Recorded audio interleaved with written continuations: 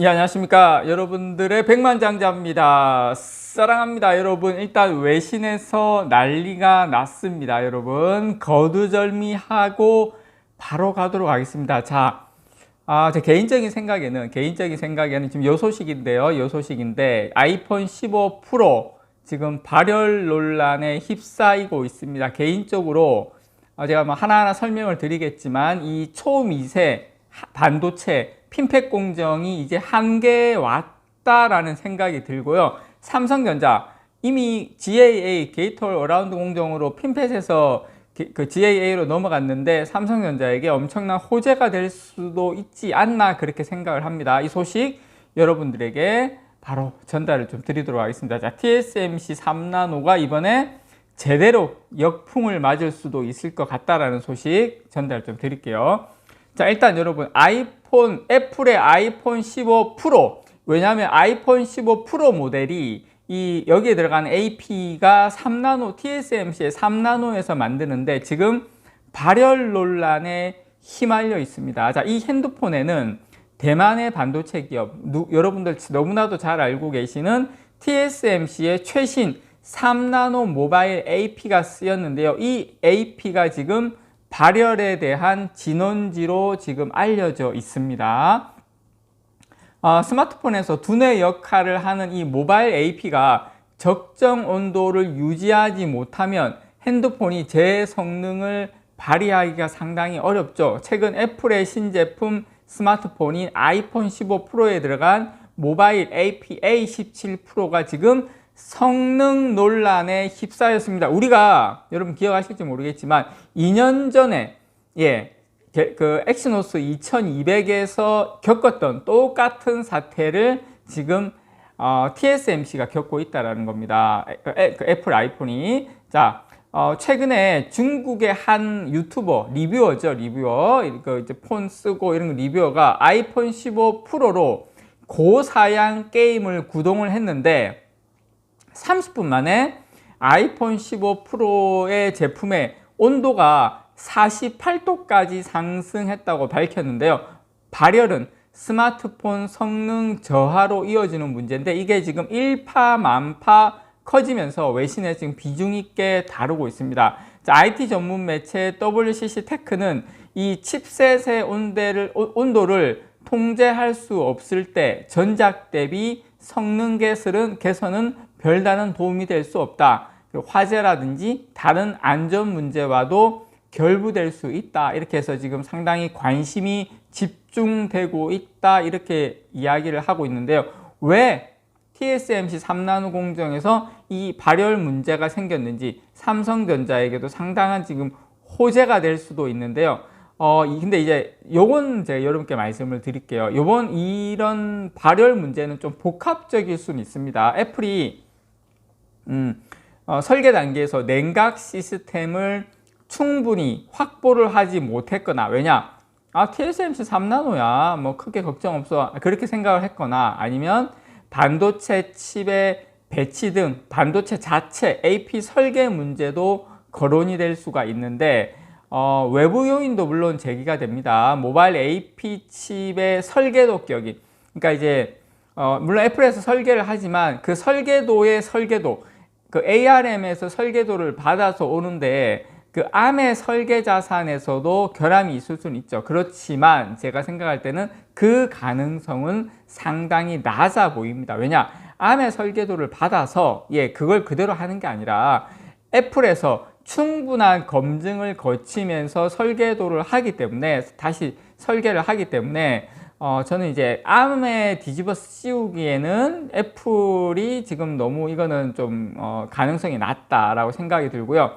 첫째는 저는 이제 애플의 실수, 그 AP 설계 실수, 아니면 TSMC 3나노의 제조 공정도 원인을 제공했을 가능성이 상당히 높다고 보는데요. 후자의 가능성이 상당히 높겠죠.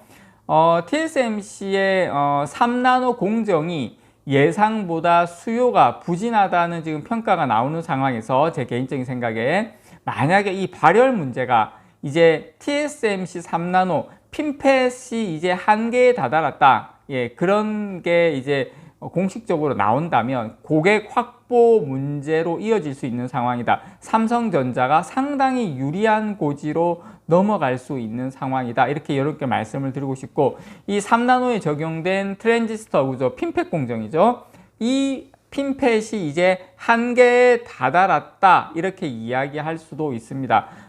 조금 더 들어가면 이 전기 신호를 켜고 끄고 이 증폭시키는 역할을 하는 반도체 소자가 뭐냐면 트랜지스터거든요.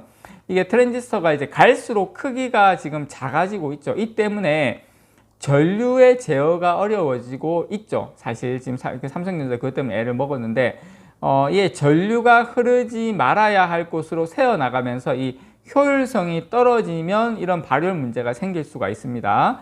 TSMC와 애플은 안정성 문제로 4나노에서도 이 핀팻 공정으로 했는데, 이 3나노는 아무래도 핀팻에 상당히 4나노까지인 것 같아요. 제 개인적인 생각에 핀팻은 3나노는 이제는 좀 제가 생각할 때 안 맞다, 핀팻이.